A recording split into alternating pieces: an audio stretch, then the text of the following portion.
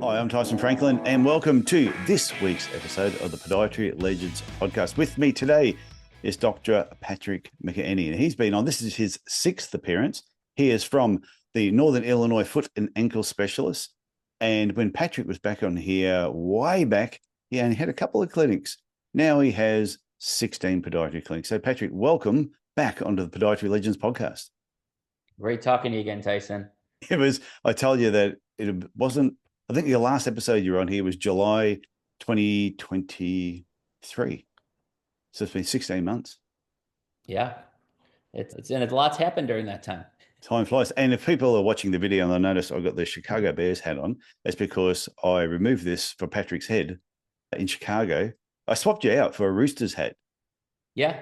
Yeah, the Sydney Roosters. I love that hat. It is a fantastic hat. And all the people that are listening to this in Australia, I know you're all Sydney Roosters fans, so you're all jealous. So when you were on last time, I think you had 14 clinics maybe. So you've added two more. I think it was around August.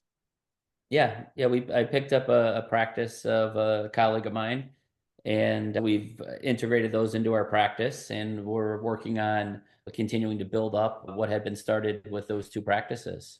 I was lucky to pick up some good doctors to take over those offices. And we've been building out it's always tough. You get new staff and you have to integrate them into your way of doing things when the practice may have done things a certain way.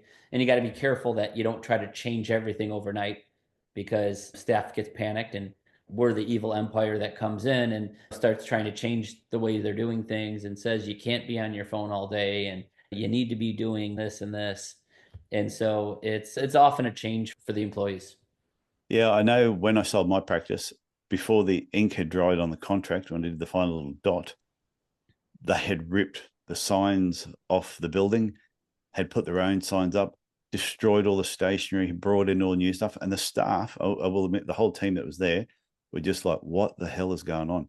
And they just came in and just dramatically changed things overnight. And everyone eventually just jumped ship. No one was left there. Well, and it's interesting because there's thoughts behind that. So some people like to do that when they come in to say, hey, look, I'm in charge now. This is my practice. It's my name. We're doing things my way. Yeah. And it sends a message to the staff. And so in some instances, I like that idea of just because you can get fighting from staff. Well, that's not how we used to do it, or I'm just doing it the old way. And so by doing it, by doing kind of a ceremonial change of something, it puts that in perspective.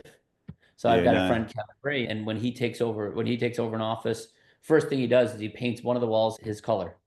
Okay. And what happens then is he tells everybody like, hey, this is mine now. And you don't have to change everything overnight and just like literally come into a different office. But by doing something, it tells people that, hey, I'm in charge now. We're doing things my way. Yeah. And I think it also depends too.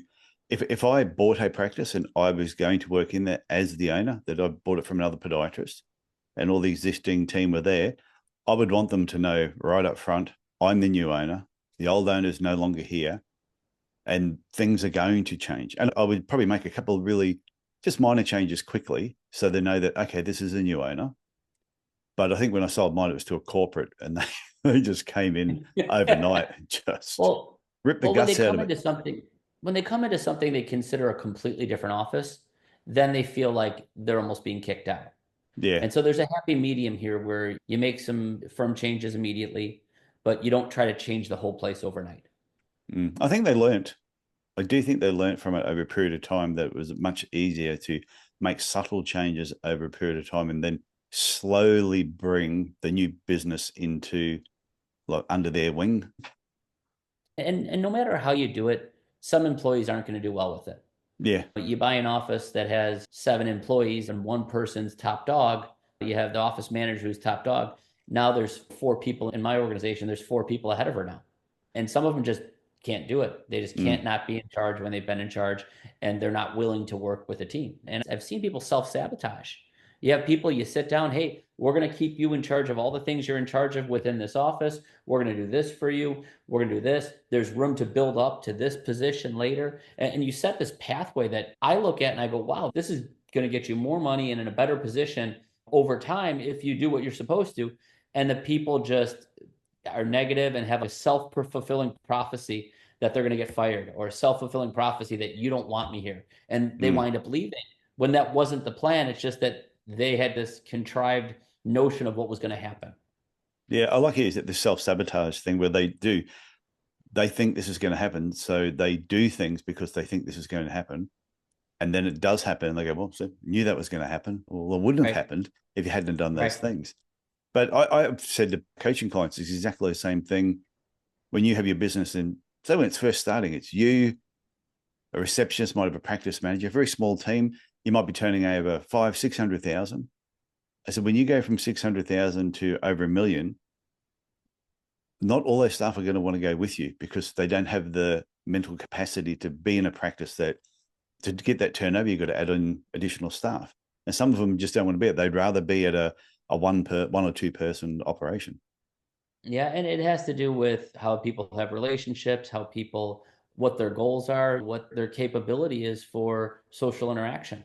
Some of them like it when there's only three people in the office because they have two other people they like, and then they don't have to worry about anybody else new coming in and messing that up. I think a lot of times, us as owners, you may not realize that this is my business, but to them, it's a big social outlet.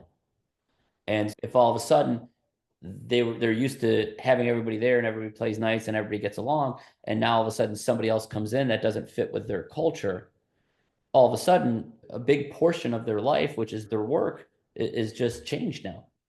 I was going to ask you then. So when you're looking at a practice to bring in underneath your banner, you would have a certain culture about your business. So when we were in Las Vegas in October, we went to Zappos. I don't know if you've been there at all. Have you ever done a tour to Zappos? I have not. Next time you go to Vegas, because you said you go every year, for a podiatry conference, not to gamble, when you're there for that podiatry conference, block out an extra day and organize a trip to go to Zappos. They're renowned for the best team culture in America or something, business-wise. Okay.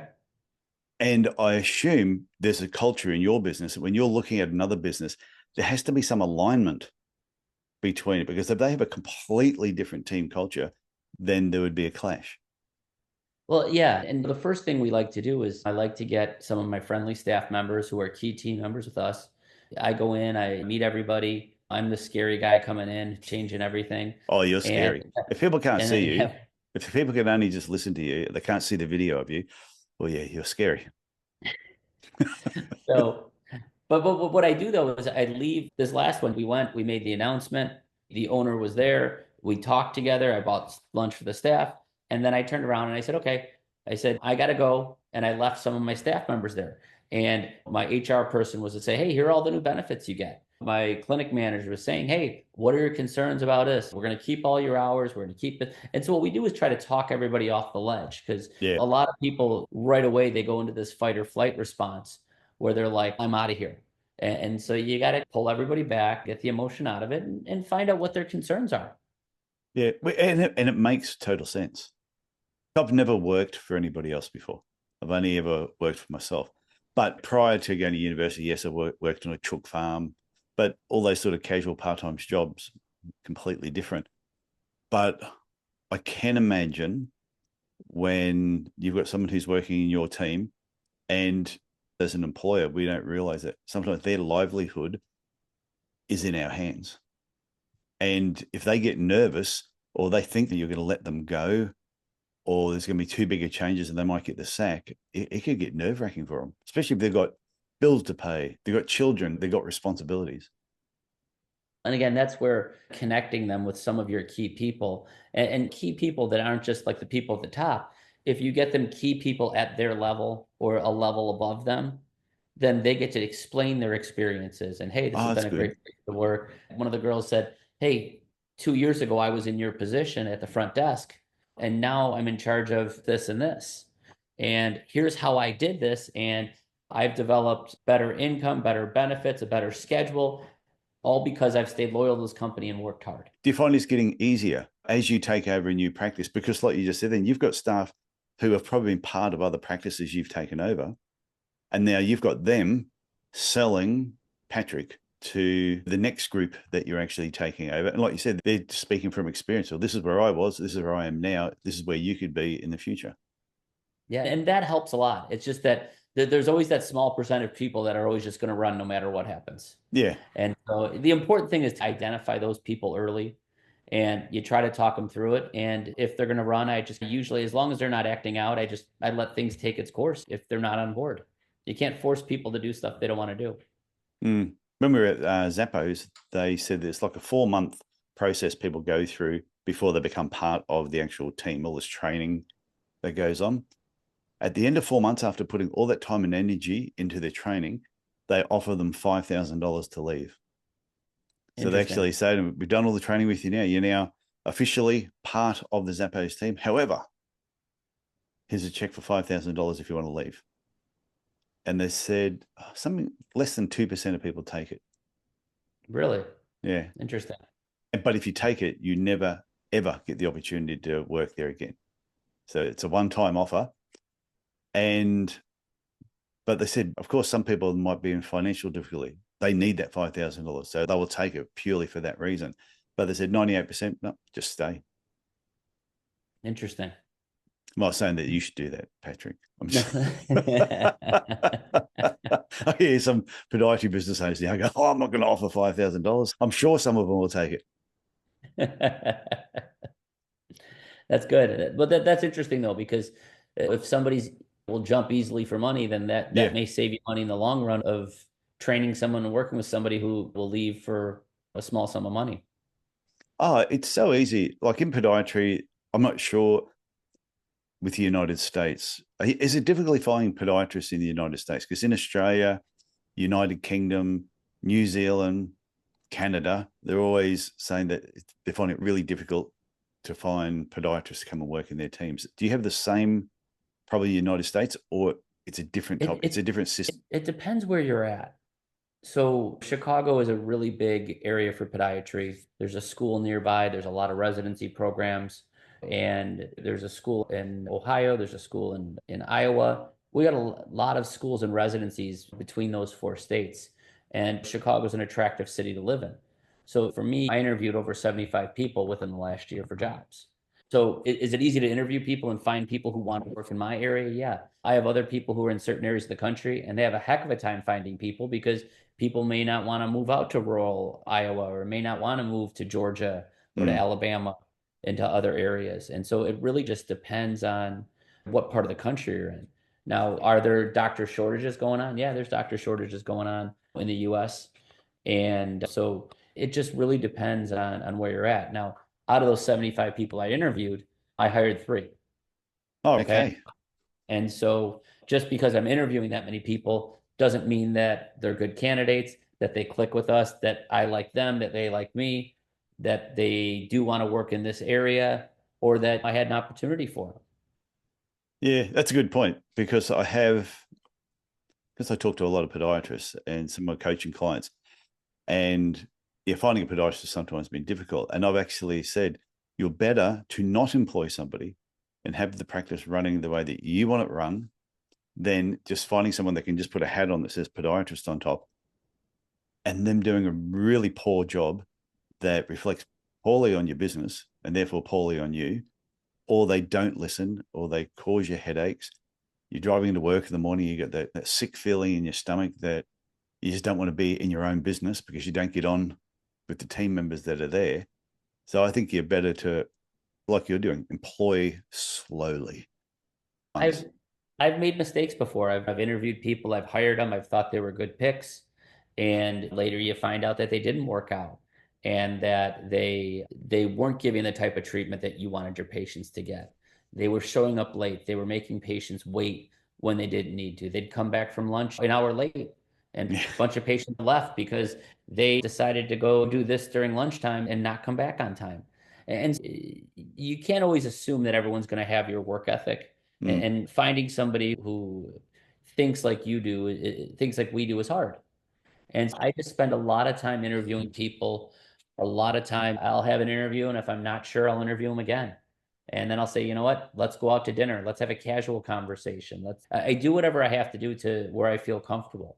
And I don't just hire people because I need somebody. I'd rather go without than hire somebody who doesn't give me the feeling like they're going to put the effort in that I want them to. Yeah, like Pete and Remy, Yeah, great people. aren't they? Absolutely great people. But it's not So just them. We have a team of 19 doctors right now. And every single one of them, I'd let them treat me tomorrow. And okay, that's so, good. with big practices, sometimes that's hard to say. Yeah, I'm just going to point to everyone too when I said Pete and Remy. Remy Statkus was on the podcast episode 114, and Pete Lovato was on 305.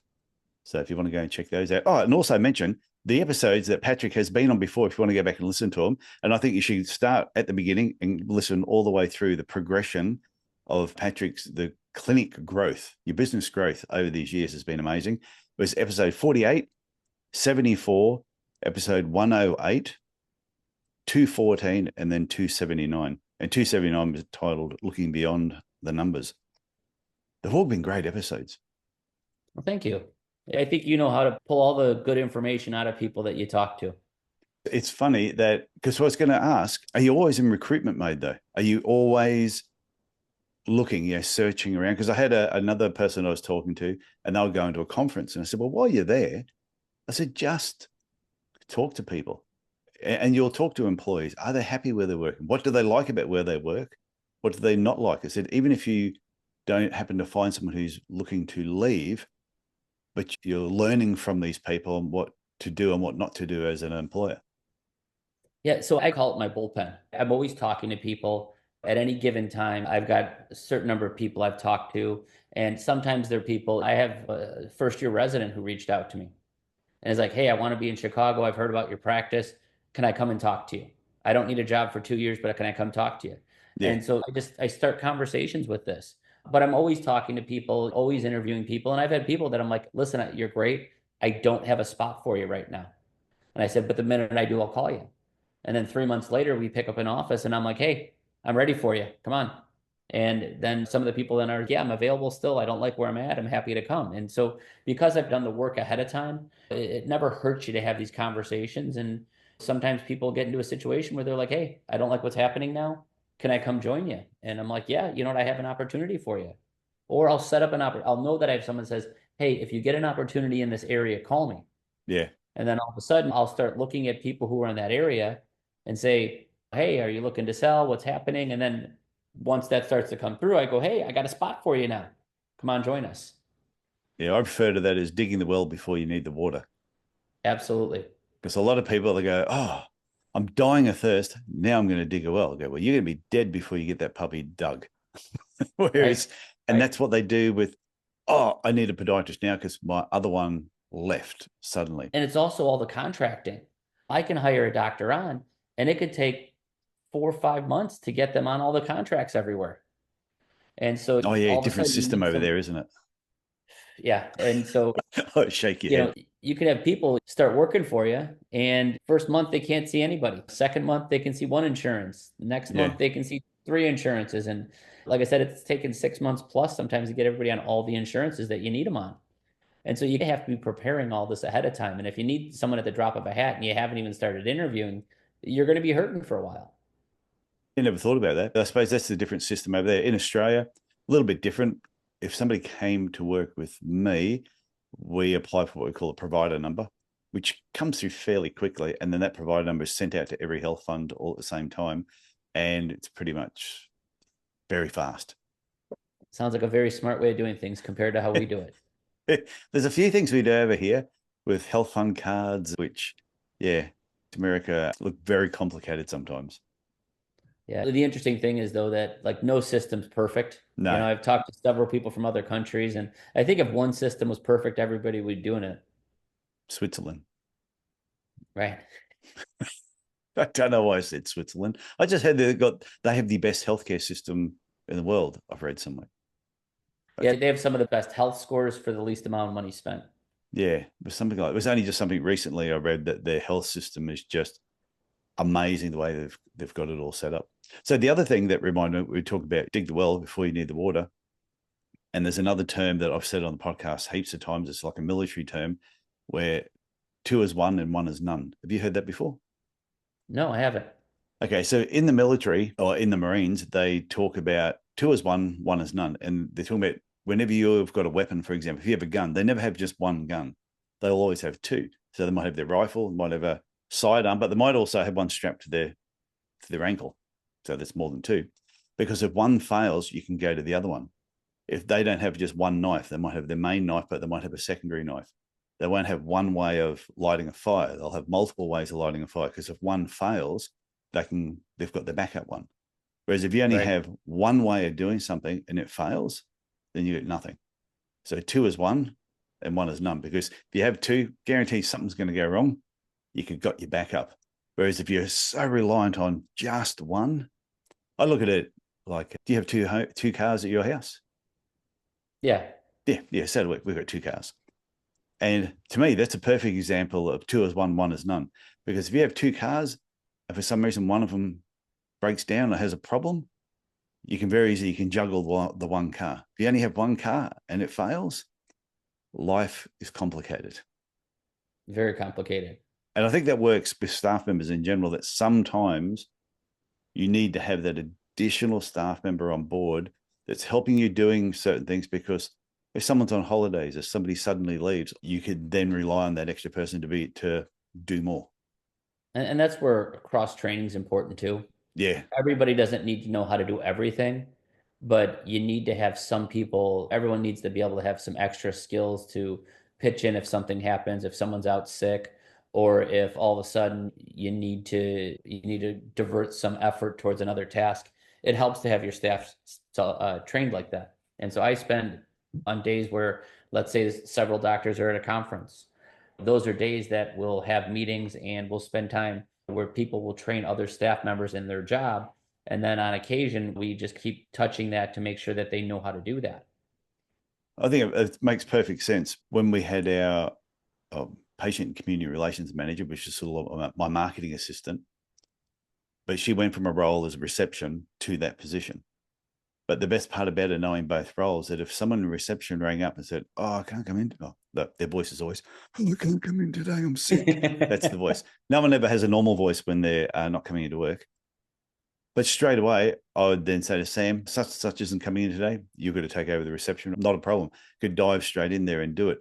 So I trained her to do another role. However, she still maintained that original skill, which was really handy. And then her role, well, I knew how to do the marketing side of things if something had to get out, but we also had other people that knew how to do bits and pieces of her role. So I think it's cross training, I think, is really important. It is. And what's it's also been helpful for is when you take someone and you elevate them to the next position because they've cross trained in a few different things. All of a sudden, when you elevate the position, it's like, well, now I know I can have them manage this and this because they're cross trained in those three and they know how all three jobs work instead of having them try to learn that job Yeah. later. Yeah. And when it's in a hurry. So what do you do when you have 19 podiatrists that work with you? Do you have a rule in place that only so many can take holidays at one particular time? Or is there certain times of the year you go, everyone can take a holiday because we're closing up for a period of time? How do you manage podiatry holidays? And then if a podiatrist left suddenly? Yeah, so a couple different questions there. So first of all, like holidays, we do have certain set holidays like Christmas Eve. We usually work a half day and end early. New Year's Eve, we do the same thing. And then there may be some docs that take that day off or the day after Christmas off. And so my clinic manager will sit there and people put in for days off. You don't necessarily get them, you put in for them. Usually we're able to work it out. And so different doctors will take off. And if too many are taking off at one time, we say, hey, we can't accommodate 12 doctors being off today. Yeah. And with conferences, people try to stagger them. And there'll be times that three docs are all work in one clinic and all three were going to go. And we're like, hey, can one person go to a different conference instead? And they'll go, oh, yeah, I'll go to a different conference. I'll stay here. And Okay. that way I get all the new patients that come in. And so there's really a good team effort with all of my doctors pitching in. Today they were, saying, hey, I can take the day before Christmas for call. Who can grab Christmas? I'll grab the days afterwards. And the nice thing is it's more of like a conversation between them that they work together on it. So I think having Okay. that atmosphere where they are being polite and covering for each other and being a real team, I think is really important. What's interesting though is, and I'll point this out to people listening who are unaware, that you work between Christmas and New Year, don't you? Oh Yeah. yeah. So in Yeah. Australia, majority of podiatry clinics, my clinic, we would close up the day before Christmas and we would open up the day after New Year's. No, we'd close up for that 10 or 12 day period. Most podiatrists I know do that. In the Yeah. United States, I know you don't. Out by us in America, it's a big difference because a lot of our patients have insurances that they have to pay deductibles into a certain amount a year. And then for not all plans, but a large portion, they reset January 1st. Yeah, so do ours. And so we'll get a lot of phone calls like, can I get in? I get calls on New Year's Eve right in the morning. I need to get in and get seen. I've met my deductible. I need to be seen today. Yeah. And it never fails. So our busiest times of the year are pretty much starting in November and it runs till the end of the year. And it's a sprint all year long. We do our most surgeries in those months. We do a lot of orthotics, a lot of all these other treatment plans because everybody's trying to milk their plan as much as they can before it resets. Yeah, ours was the same. We would really push from October, November into December. And we had a whole campaign, use it or lose it, which was part of their insurance. If you don't use it by the end of this year, it's lost forever. And then I put in there that, and the greedy CEOs like it when you don't use it because they get bonuses and overseas holidays to encourage your patients to use it. But we would say we're closing on the 23rd of December. So if you haven't used it by then, you've lost it. But the other part, difference in America too, you only get 2 weeks holiday, don't you? And is it 2 weeks holiday a year? Well, there's I think we're at seven, like there's seven main holidays that the US gets that Yeah. are like government sanctioned days. Now, that's for government employees. Our practice picks which holidays we celebrate and which ones we don't. And then, so yeah, there's really, for us, not as many holiday days, but the doctors have their own days off where they get to go on vacation and do what they want to do at their own leisure. Yeah, because that's when I was in the States this year. We were sitting down talking with a few people about how they employ their staff. And they said, oh, no, holidays are optional. You don't have to give your staff holidays. They get the public holidays, the days off, but you don't necessarily have to say, oh, no, plus you get 2 weeks holiday. It's an optional thing. Whereas in Australia, mutiny, there'd be absolute mutiny if you did that. Over here, I think there's 10 public holidays where they get the day off with pay if they're on wages. And on top of that, 4 weeks paid holidays per year. All right, can you cut that part when you play it to the American people? I know. I tell you, yeah. So when you employ someone, if you employ someone full time, 4 weeks paid holidays per year, plus 10 public holidays, which is another 2 weeks. Plus, I think it's 10. Oh, no, I think it's 8 public holidays, plus 10 sick days per year with pay. They're allowed to be sick 10 days during the year and they get paid for it, plus their 4 weeks, plus the public holiday. They hardly work. Yeah. I remember telling this to Americans years ago and they were going, how do you ever get anything done? They go, well, when we do work, we have to work really hard.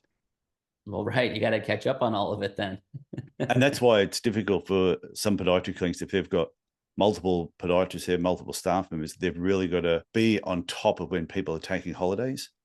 Because if this person can take 4 weeks and the other one can take 4 weeks, if you had 3 podiatrists there, that's 12 weeks that you're not going to have somebody there. So everybody's got to be backing each other up. And now you need a whole nother doctor. Pretty much. That's what happens. Once you get bigger, you need to have that extra person because there's always someone going to be on either holiday, a sick day. Public holidays, we don't worry about it. Just don't work. Yeah. So Americans work hard. Yeah, we do. Oh, another myth I'm going to point out to people while they're listening to this, since we're doing a comparison, that Americans do drink full strength beer, guys. Just let you know that a lot of Australians, for some reason, think American beer is light because it has light, L-I-T, written on it. But I keep telling you, it's light in taste, not light in alcohol. It's still full strength beer. This show is so educational. Oh, totally off track then, but that doesn't matter. Where are we up to? Oh, so I'll go back to the original question I asked you. Yeah, you answered the first part of it about the holidays. How do you cope when a podiatrist leaves suddenly? Yeah, so you never know like why people leave. There's a lot of scenarios. I've seen doctors leave to take care of sick family members. I've seen doctors leave for different opportunities. I've seen doctors leave because of spouses. There's a whole bunch of reasons people can leave besides just being unhappy with where they work. But yeah, the first thing that I do when, if a doctor leaves is we sit down and say, okay, what shifts do we need to cover? And you look at, okay, this doctor's at 2 clinics. How busy was their schedule? How much of their schedule can be absorbed by the people there? And if the schedule can't be absorbed, do we have nearby clinics that can absorb it? Or do we need to pick up somebody else? And there's been times we've had doctors who there's enough room where other people can absorb it and we don't even feel the difference. Other times it's like, well, this doctor was really busy there. We need to get someone there soon. And so usually what we do is first you try to see if someone's available. Maybe you have a part-time person. We've had part-time people that say, hey, I'll pick up another day for now. Yeah. Or hey, I've had a doctor reach out and say, hey, I'll take 2 shifts until you find somebody else. And one time it was 6 months. And he was a part-time guy, older, but happy to help out, wanted to be part of the team and say, what can I do to help? So you have to have these backup strategies. And the minute it happens, right away, my team jumps into work and says, okay, they present to me like, hey, here are some possible solutions for what's going on. I've contacted this doctor. He's available. This one's willing to work a few more hours to pick up those patients, da, da, da, da. And so we just have to go into our emergency action plan. I like that, the emergency action plan. That's what you need. Yeah. And then what you do is, again, then I go back to my bullpen. Is there somebody available? Is there somebody who might want to be doing this? And then if not, then we got to get heavy out and making phone calls, call some people I know. I know people who are residency directors, and I know people who I just reach out to all my friends and say, hey, is anybody looking? So if you get into that sort of state where you need to find somebody, does your criteria drop a little bit, or are you still at the same mindset? No, if they don't fit our culture, I'm not going to employ them just because we're desperate. I think you can compare this to dating. Everybody wants to date a supermodel, and you always have all these things that the perfect person, and in your mind, maybe all these different things. Yeah, that's how I pick my wife. Certain things, right. But there's certain things that was a good answer. Yeah. No. So what's most important to me? I need someone who's hardworking. I need someone with good values. I need someone who's going to fit with our culture. And you go down your list and you may say, okay, well, this person doesn't do a lot of surgery. Okay, well, I can deal with that. I've got other busy surgeons in that office. Yeah. So because of that, I'd be happy to take someone who doesn't do as much surgery, maybe is non-surgical, because they still can see the patients I need to and hand them off. So is that as important to me as having somebody who doesn't want to work hard? And so I think with anybody, there are some doctors I meet and I'm like, wow, you're perfect. Love to have you. You're just what I want. But there's other ones that you meet and you're like, well, this person does this and this. Okay, or this person only wants to work part-time. Well, a part-time person who fits the mold otherwise, why wouldn't I want them in this scenario, especially when I need help? Yeah. And so again, it's all about give and take. And what I've had doctors that are like, hey, I got to be home. I can work till 3. I can work 9 to 3 because I got to make sure my kids are on the bus and I got to make sure I'm there when they come home. But I'll work really hard during this period in the middle. Well, I can make that concession. I don't need a full-time person if I've got someone who's going to work really hard the time that they're there. Yeah, it makes sense. Okay, so you do make a couple of allowances for that. Do you make any changes to the type of patients that you're seeing? We try not to. It's if you go strictly by finances, these are visits pay more and they're more valuable as far as the books go. But some of these patients coming in for routine care, they're loyal patients who've been patients of yours for a long time. And so I don't think it's fair to shun those people because you may not feel it's important or it may not be as profitable, when in fact, what their need is just as big as the person who comes in with bad ankle arthritis. Yeah. And so again, what we try to do is get help from our team. We try to expand hours. I've got some docs that'll say I'll work through lunch to grab an extra 4 people, or I'll work a little later. I'll come in a little earlier. And so we try to work from that standpoint until you can stop the bleeding. Good answer. I must have been just so mean when I had my business. Well, there's different strategies though. Oh no, it worked. Like our routine ones, the patients that came in, if they had regular appointments, always booked in on a regular basis, they come in, they book again for 2 months' time. Yeah, those people always were looked after. With those ones that would just ring up out of the blue, have been in for 9 months. I know you told me to come in 2 months, but it's been 9 months. And we go. And now it's an emergency. Now it's an emergency. We go, well, you're going to have to wait because we only have these limited amount of time that you can get in. But Yeah. I think everyone's got to work it on what works best for them. So you have a Absolutely. kinder heart than me. Well, you try. I'm one of those people. I don't want to lose any patient. Yeah. I don't want some of the patients. I want all the patients. And so you just have to get creative with what you do. So, and routine foot care, you do everything. Your clinics do everything from foot and ankle surgery all the way through to cutting someone's toenails. Yep, everything in between there. So, and I like that. I like the scope that you actually do in America, where you do, when you say everything, you do everything. Yeah, and it also keeps it interesting because I have patients who they'll come in with peripheral neuropathy and they'll want treatment for that. The next one comes in and my feet are cold and they have vascular disease. And then next one, it's a routine care person. Next person's got melanoma on their skin. Next one has a broken ankle. Yeah. And so for me, it's not like I'm in a clinic seeing the exact same thing all day long. I could go through 20 or 30 different diagnoses in a day. And so for someone who likes to keep things interesting, I think it's great. Yeah. And the other part too, with your routine foot care, a lot of your routine foot care patients who may be elderly may require some form of surgery at some stage in the future as well, and vice versa. So many Which of is them. the difference between America and Australia as well. Because in Australia, majority of podiatrists aren't doing foot and ankle surgery. So if they're doing routine foot care, they're doing routine foot care. If somebody needs surgery, they're going to refer them on to somebody else who's going to do the surgery. Yeah, and for us, we get to keep the relationship with the patient. Yeah. And they've known me for 10 years. So when I say they need surgery, all of a sudden they're like, well, I've been seeing him for 10 years. He's taking good care of me. He must know what he's talking about. I don't have to sell them on something different because I've been selling them on myself for years. Yeah. This is what I like about talking to podiatrists in different countries. And that's why the feedback I've had from people who have listened to the podcast from day dot all the way through, may not listen to every episode, but listen to a lot of them. And they say they've learnt so much, like listening to you talk about how you run your practice. And because it's done differently in America, it's a different sort of mindset, but there's so many of the parts of the mindset that carry over, doesn't matter what country you're in. Yeah, and a lot of it can become very transparent. And I love talking to people from other countries too, and even listening to your podcast. And just, again, there's little things, and you go, I can make that work here. Yeah. Or if I tweak this a little bit, it'll totally fit into what we're trying to do. Yeah. I remember when I wrote my book, It's No Secret There's Money in Podiatry. And I remember one of the first reviews I got through, I had everything, 5-star reviews, got this 1-star review, some dude in the UK, but that was fine. He was obviously bitter and twisted. But then I got a couple of 3-star ones from America, and they were saying this similar thing. Oh, yeah, the book's okay, but it's written for Australian podiatrists, not American podiatrists. And I went, really? I said, really?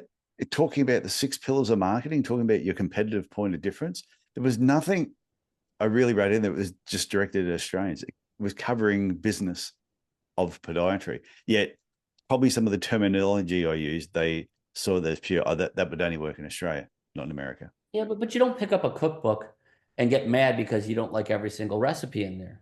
You look at it and you go, I like this one, I like this one, I like this one's not for me. And so with any lecture, with any book, you pick the best parts of it. You obviously don't do every single thing in every single book, but you pick the pieces that work well with you. So to me, even if you get a few things out of that, then that can be really powerful. You don't have to have everything work for you. No, that is true. So, Patrick, before we wrap up, do you have any final words of wisdom for your 6th episode of the Podiatry Legends podcast? Any other words of wisdom? Invest in your staff. Over the years, I've had a lot of different staff members. We have over 120 staff right now, including our doctors. And there's a lot of people, I've owned the practice 10 years now, who have come through the ranks, and people who've been with me 6, 7 years now. And they become very key people you can rely on. They become people who kind of push the good culture, Yeah. and people who at times they do more for you than you'll ever know behind your back. They talk people off the ledge for you. They help train new people, and they do stuff without having to ask. And they become really big cheerleaders for you. And so if you can develop those people and continually challenge the ones who want to be challenged to get better, they can be some of your greatest resources. Yeah, that's a fantastic tip, because I know some podiatrists who probably don't invest enough time, energy, money into their team, and it's reflected in their business. Absolutely. So, yeah, I think it's great. And I'll just point out that the McEneaney empire of podiatry clinics, you're one of the largest groups in Illinois, in the state of Illinois. Second biggest in Illinois. Oh, you're second biggest. Yep. Oh, so I've only had the second biggest person on the podcast. No, I'm really joking. I can say I got my hat from the second biggest podiatry empire in Illinois from the owner. Yeah. And we do, by the time this airs, I just signed a contract the other day. We'll be opening clinic number 17.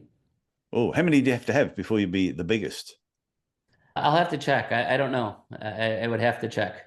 Yeah, no, that's okay. I'm only joking. So, Patrick, I want to thank you for coming back. I always enjoy our conversations. When I caught up with you in Chicago, which is a beautiful city if no one's been there. If you haven't visited there, it's a place you've got to visit. It's cold, but it's nice. And yeah, I want to thank you for coming back on, sharing your wisdom. And yeah, I love talking with you. So it's been good. Well, thanks for having me.